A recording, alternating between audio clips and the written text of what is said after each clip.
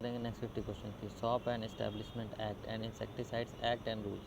Shop and establishments act और insecticides act IC act, ठीक है। तो यही है शॉप एंड एस्टेब्लिशमेंट एक्ट और इंसेक्टिसाइड एक्ट एंड रूल्स, ठीक है। इसके अकॉर्डिंग शॉप एंड पहला क्वेश्चन है shop and according to shop and establishment act and factories act 1948 one of the following is true. इसमें से क्या ट्रू होगा?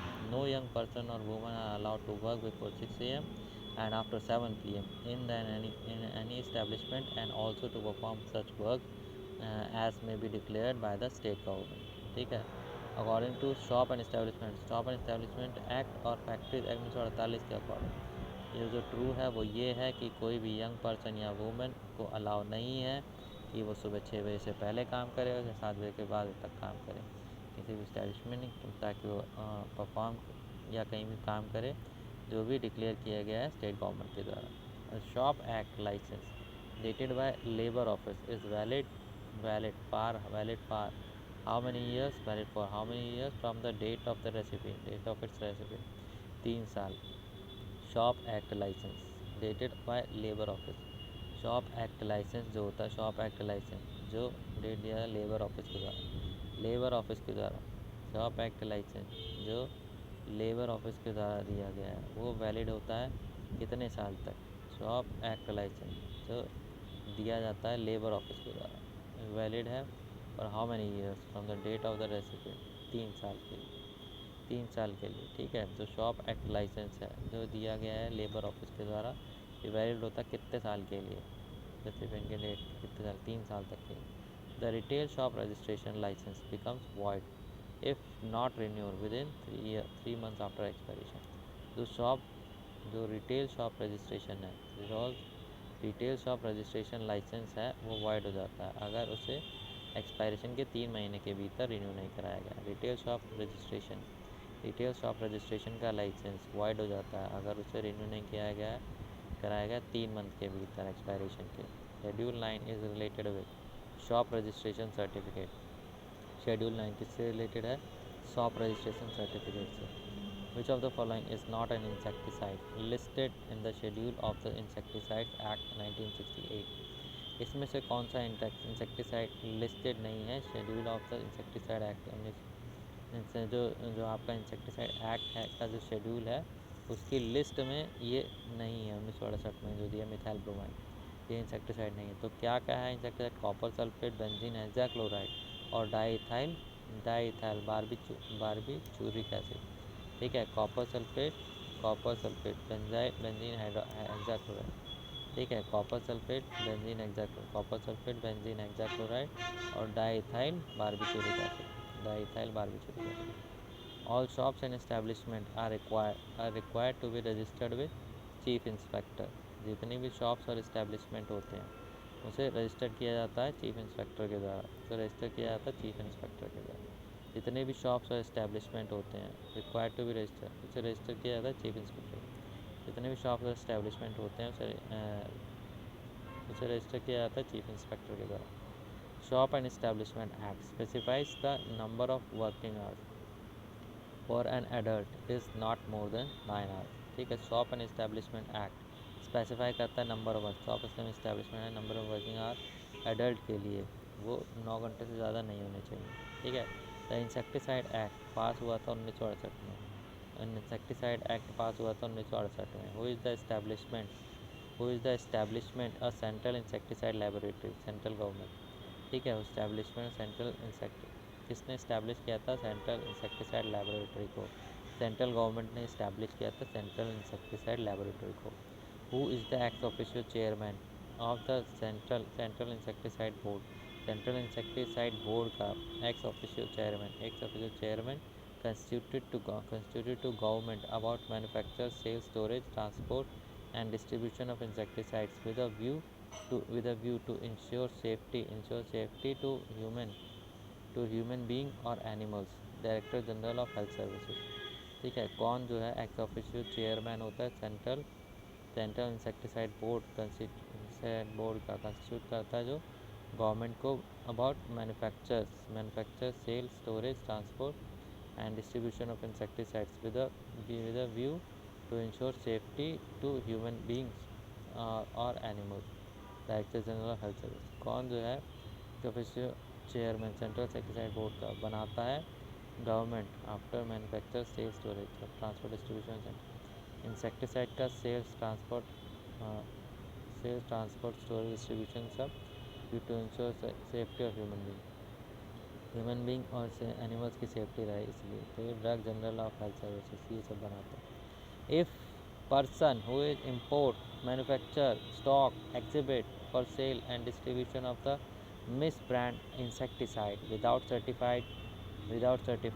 without license and prohibited on first convention, 2 years or fine not less than 10,000 up to 50,000 or both। अगर कोई person है जो import कर रहा है, मैन्युफैक्चर कर रहा है, स्टॉक कर रहा है, एग्जीबिशन कर रहा है, सेल्स कर रहा है और डिस्ट्रीब्यूशन कर रहा है मिसब्रांड इंसेक्टिसाइड्स का बिना सर्टिफाइड के बिना लाइसेंस के और प्रोहिबिटेड ऑन फर्स्ट कन्वेंशन और से प्रोहिबिट किया गया फर्स्ट कन्वेंशन में, तो 2 साल और fine not less than 10,000 up to 50,000 और टू। अगर कोई पर्सन जो इंपोर्ट कर रहा है, मैन्युफैक्चर कर रहा है, स्टॉक कर रहा है, एग्जिबिट कर रहा है, सेल कर रहा है और डिस्ट्रीब्यूशन कर रहा है मिस ब्रांड इंसेक्टिसाइड का बिना सर्टिफाइड और बिना लाइसेंस के और प्रोहिबिट कर रहा है फर्स्ट कन्वेंशन, रोक रहा फर्स्ट कन्वेंशन, प्रोहिबिट कर रहा फर्स्ट कन्वेंशन, 2 साल की जेल या 10,000 या 50,000 देने का फाइन। ठीक है। In which year did factories act come into force? किस साल फैक्ट्रीज एक्ट फोर्स में आया था? 1 अप्रैल 1949 को। किस साल फैक्ट्रीज एक्ट फोर्स में आया था? 1 अप्रैल 1949 को। If the factory employs more than 1,000 workers they should appoint qualified to carry out the prescribed duties। Safety officer. अगर एक फैक्ट्री एम्प्लॉय करती है मोर देन 1,000 वर्कर, अगर एक फैक्ट्री एम्प्लॉय करती है 1,000 से ज़्यादा वर्कर, तो इसे अपॉइंट करना पड़ेगा क्वालिफाइड सेफ्टी ऑफिसर ताकि वो कैरी आउट कर सके प्रेस्क्राइब ड्यूटीज़। ठीक है। To declare and make rule for any manufacturing process और operation as dangerous operation who is empowered under the factories act 1948। State government declare करना और बनाना रूल किसी मैन्युफैक्चरिंग प्रोसेस के लिए, डिक्लेयर करना और बनाना रूल मैन्युफैक्चरिंग प्रोसेस के लिए और ऑपरेशन के लिए एज डेंजरस ऑपरेशन जो कि एम्पावर्ड हो under the factories act 1948। State government declare करना और बनाना रूल मैन्युफैक्चरिंग प्रोसेस के लिए और ऑपरेशंस के एज डेंजरस ऑपरेशन जो कि एम्पावर्ड होते हैं अंडर फैक्ट्रीज एक्ट 1948, जो कि स्टेट गवर्नमेंट डिक्लेयर करना और रूल बनाना। तो ये सब कौन करता है? स्टेट गवर्नमेंट करती है। Which schedule of the factories act 1948 specifies beryllium poisoning, anthrax and arsenic poisoning or its sequel etc. as notifiable disease। ये 3rd शेड्यूल में दिया गया। किस शेड्यूल जो है, कौन सा शेड्यूल जो है फैक्ट्री एक्ट 1948 का स्पेसिफाई करता है बेरिलियम पॉइजनिंग को, एंथ्रैक्स को, आर्सेनिक पॉइजनिंग को सीक्वल में as notifiable disease 3rd schedule बताता है। 3rd शेड्यूल जो है वो बताता है क्या? फैक्ट्रीज एक्ट जो 3rd शेड्यूल है 1948, फैक्ट्रीज एक्ट 1948 का जो 3rd शेड्यूल है वो बेरिलियम पॉइजनिंग, एंथ्रैक्स और आर्सेनिक पॉइजनिंग सीक्वल में ये नोटिफाइबल डिजीज़ है। 3rd शेड्यूल बताता है। ISO OECD guidelines, USFDA, INDA, ICH guidelines, ISO, OECD, USFDA, INDA, ICH guidelines in International Organization for Standardization। International organisation है standardisation की, standard pertaining to quality system model for quality assurance in production installation and servicing is given under ISO 9002। International organisation for standard international organisation for standard ISO standard pertaining को ये quality system model बताते हैं quality assurance के लिए production installation और servicing. Production installation PIS, production installation servicing में ये किस में दिया गया होता है? ISO 9002 में। गुड लेबोरेटरी प्रैक्टिसेस, ठीक है। GLP works on the basis of OECD guidelines. GLP जो है गुड लेबोरेटरी प्रैक्टिसेस किस पे वर्क करता है? OECD की गाइडलाइंस पे। गुड लेबोरेटरी प्रैक्टिसेस वर्क करता है OECD की गाइडलाइंस पे।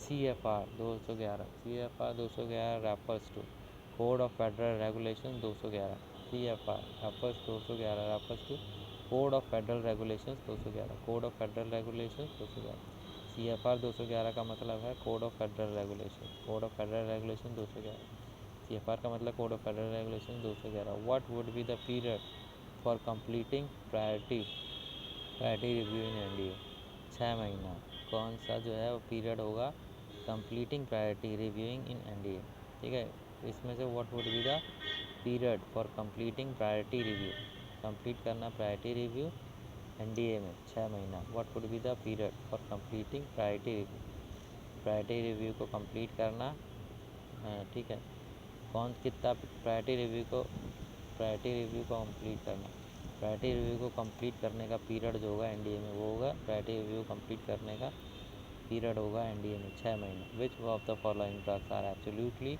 Contraindicated in pregnancy category X वाली जो ड्रग्स हैं वो एब्सोल्युटली कॉन्ट्राइंडिकेटेड हैं प्रेगनेंसी में ठीक है ICH safety guidelines S two belongs to genotoxicity studies ICH safety guidelines S2 ICH safety guidelines S2 belong करती है जीनोटॉक्सिसिटी स्टडीज से ICH categories are divided into following categories except multi management ठीक है accept management ठीक है ICH category divide होती है किस कैटेगरी में एक्सेप्ट मैनेजमेंट ठीक है तो किस में कैटेगरी डिवाइड होती है क्वालिटी सेफ्टी मल्टीडिसिप्लिनरी में ठीक है क्वालिटी सेफ्टी मल्टीडिसिप्लिनरी में ICH की कैटेगरी डिवाइड होती है मैनेजमेंट में डिवाइड नहीं होती है next question the whole world is divided into 4 climatic zones in order to harmonise and simplify stability testing for Korea and Nepal come under which climatic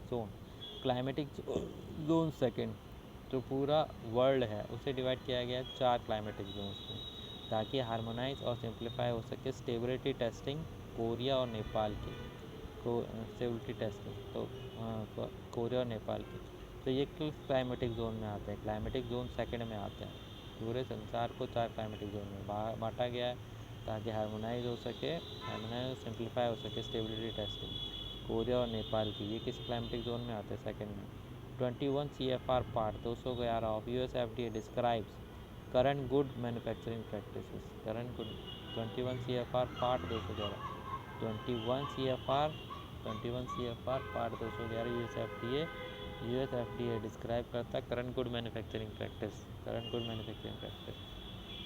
As per USFDA, NDAs for the new chemical entitles and titles are classified as either P for priority reviews and S for standard reviews. ठीक है as per USFDA NDA और new chemical entities के लिए classify किया गया P का मतलब priority review S का मतलब standard review the 600 series in the chapter 1 of 21 CFR deals with CGMP ठीक है 600 सीरीज जो है chapter 1 of 21 CFR chapter 1 of 21 CFR deal करता है CGMP के साथ 600 सीरीज जो है चैप्टर 1 की 21 CFR 600 सीरीज जो है चैप्टर 1 की 21 CFR की वो डील करता है CGMP के साथ ISO 14000 is primarily concern with one और more than one of the events mention below ये इन्वायरमेंटल सेफ्टी के लिए ISO 14000 is primarily ISO 14000 primarily concern है किसके साथ more than one event mention below environmental safety ISO 14000 का मतलब है environmental safety is the following is not related to ICH guidelines cost जो ICH गाइडलाइन से रिलेटेड नहीं है तो क्या क्या ICH गाइडलाइन से रिलेटेड है क्वालिटी एफिकेसी और पोटेंसी ये ICH गाइडलाइन से रिलेटेड है carcinogenicity testing comes under safety guidelines carcinogenicity testing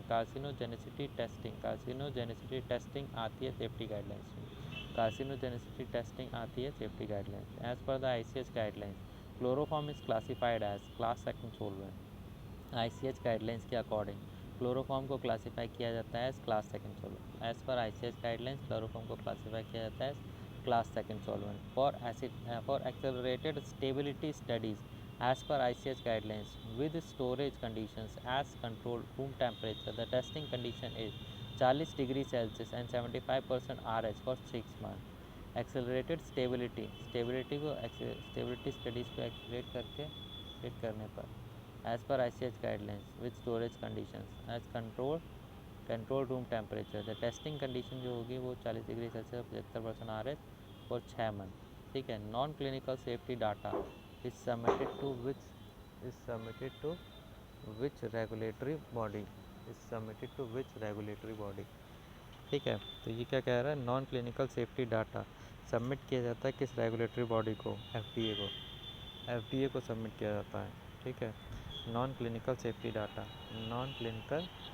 data किसको सबमिट किया जाता है, FDA को। ठीक है। Where the secretariat of the organisation for economic cooperation and development OECD। ठीक है। वेयर द सेक्रेटरीट कहाँ है, ऑर्गेनाइजेशन फॉर इकोनॉमिक कोऑपरेशन, और सेक्रेटरीट कहाँ है, organisation for economic cooperation and development OECD का। तो ये पेरिस और फ्रांस में है OECD का, organisation for economic cooperation and development का जो सेक्रेटरीट है वो पेरिस और फ्रांस में है। Next, identify the relevant regulatory body in US FDA for approval of drugs. CDER जो है रेलिवेंट रेगुलेटरी बॉडी है US FDA में ड्रग के अप्रूवल के लिए जो रेलिवेंट रेगुलेटरी बॉडी है US FDA की ड्रग के अप्रूवल के लिए रेलिवेंट रेगुलेटरी बॉडी जो है US FDA में वो है CDER। CGMP regulations for pharmaceutical manufacturing comes under which organization domains of US FDA? तो centre for drug evaluation and research CDER, centre for drug evaluation and research. ठीक है। जो CGMP regulations हैं pharmaceutical manufacturing की, CGMP regulation जो है CGMP regulation pharmaceutical manufacturing की, ये आती है ऑर्गेनाइजेशन डोमेन US FDA। इसमें आती है centre for drug evaluation and research CDER। अब नेक्स्ट फार्माकोलॉजी आज से स्टार्ट हो रही है। ठीक है। तो इसमें देख लेते हैं कुछ questions. The science deals with the interaction of exogenous administered chemical molecules with living system. इसको बोलते हैं फार्माकोलॉजी। वो साइंस जो डील करती है एक्सोजिनसली एडमिनिस्ट्रेड केमिकल मॉलिक्यूल्स, बाहर से केमिकल मॉलिक्यूल डाला गया है लिविंग बॉडी में, तो उससे इंटरेक्शन से डील करती है, तो उसको फार्माकोलॉजी कहते हैं। Who discover penicillin vaccine? Alexander Fleming ने डिस्कवर किया था पेनिसिलिन वैक्सीन को। Source of aspirin is synthetic. Aspirin का जो सोर्स है वो सिंथेटिक है। Drug obtain from animal source, heparin जो है वो एनिमल सोर्स से ऑब्टेन की गई है। हेपारिन ड्रग जो है एनिमल सोर्स से ऑब्टेन की गई है। Next, drugs use for rare disease are known as orphan drug. और ड्रग्स वो ड्रग जो यूज़ होती है रेयर डिजीज़ में, वो ड्रग जो यूज़ होती है रेयर डिजीज़ के ट्रीटमेंट में, उन्हें ऑर्फन ड्रग कहा जाता है। अनाथ ड्रग वो होती हैं जो रेयर डिजीज़ के ट्रीटमेंट में यूज़ होती हैं, रेयर डिजीज़ के ट्रीटमेंट में यूज़ होती हैं। N orphan drug is one that has special manufacturer economic. ठीक है। एक ऑर्फन ड्रग वो होती है जिसका स्पेशल मैन्युफैक्चरर इकोनॉमिक होता है, वो ऑर्फन ड्रग होती है। Which of the following statement best describes an orphan drug? इसमें से कौन सी स्टेटमेंट बेस्ट डिस्क्राइब करती है ऑर्फन ड्रग को? It is a drug required for treatment और prevention of a rare disease. ठीक है। कौन सी स्टेटमेंट डिस्क्राइब करेगा ऑर्फन ड्रग को? ऑर्फन ड्रग को ये वो ड्रग है जो रिक्वायर होती है ट्रीटमेंट और प्रिवेंशन रेयर डिजीज़ के ट्रीटमेंट और प्रिवेंशन में जो ड्रग चाहिए होती है वो होती है ऑर्फन डिजीज़। रेयर डिजीज़ के ट्रीटमेंट और प्रिवेंशन में जो ड्रग यूज़ होती है वो होती है ऑर्फन ड्रग। ठीक है। नेक्स्ट क्या है? Next, which of the following is not among the orphan drug? Ketoconazole orphan drug नहीं है। ठीक है। तो कौन कौन सी ऑर्फन ड्रग है? सोडियम थायोसल्फेट, फोमेपिजोल और लाइपोसोमल एम्फोटेरिसिन